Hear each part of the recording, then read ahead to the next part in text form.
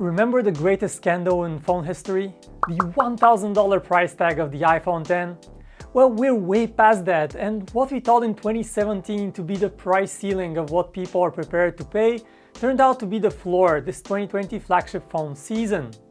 The iPhone 11 Pro series start from $1,000 all the way up to nearly $1,500 for the iPhone 11 Pro Max.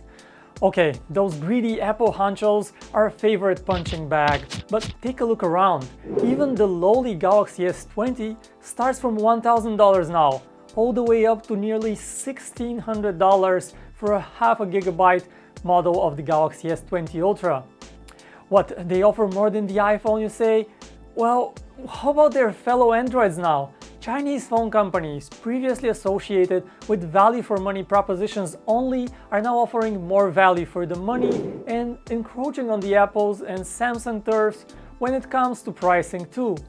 The Huawei P40 Pro now starts from $1,000 for a 128GB model, and the Oppo Find X2 Pro is priced at $1,300, just shy of the Galaxy S20 Ultra.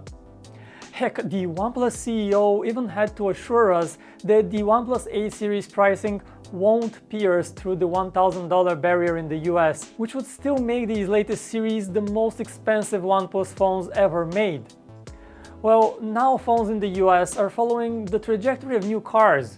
They get stuffed with ever more complex technology and they get more expensive invisibly because of something similar like car loans, and here you have phone installments with a plan.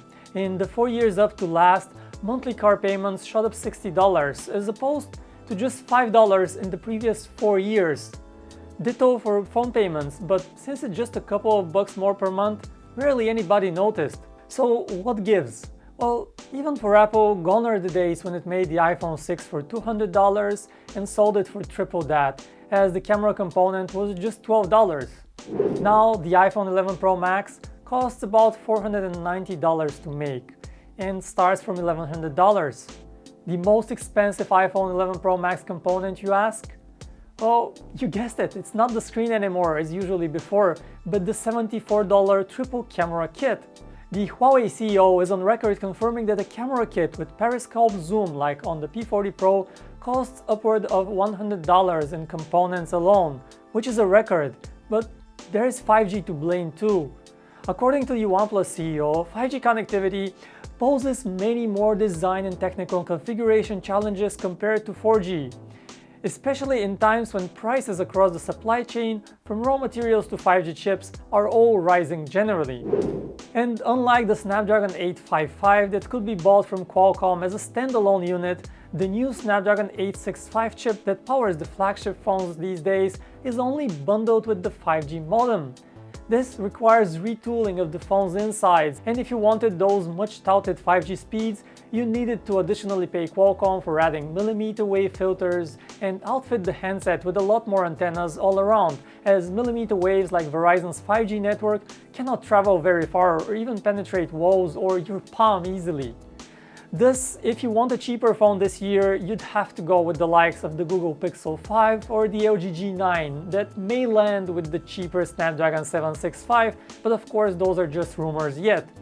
When we say cheaper, we don't mean just the chipset costs, but the price for the whole processor, graphics, modem, antennas kit, which when coupled with Qualcomm's licensing fees and the internal design reinventions necessary could add up significantly to the final assembly cost of the phone.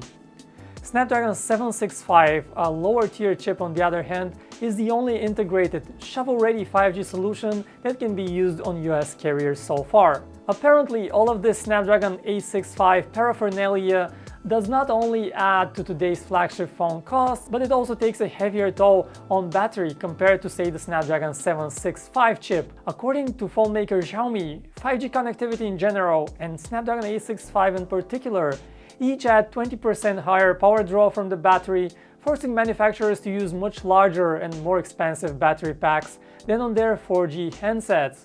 In short, phone prices are rising again because nobody makes do with a front and rear camera anymore, and some, like the Huawei P40 Pro, are now up to 7 sensors in total.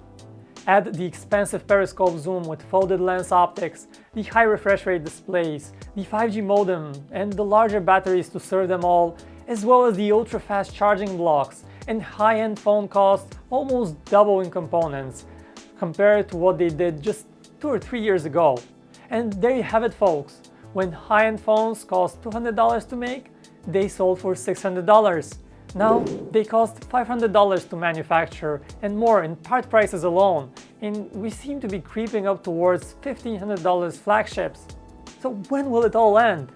Well, expensive 5G and multi-camera kits will fall down in cost with time, and we're keeping phones for 3 instead of 2 years now on average, and this will cushion the price tags, but the average high-end phone prices north of $1,000 are here to stay in this season of 10 times optical zoom, 120Hz displays, and all-around 5G connectivity.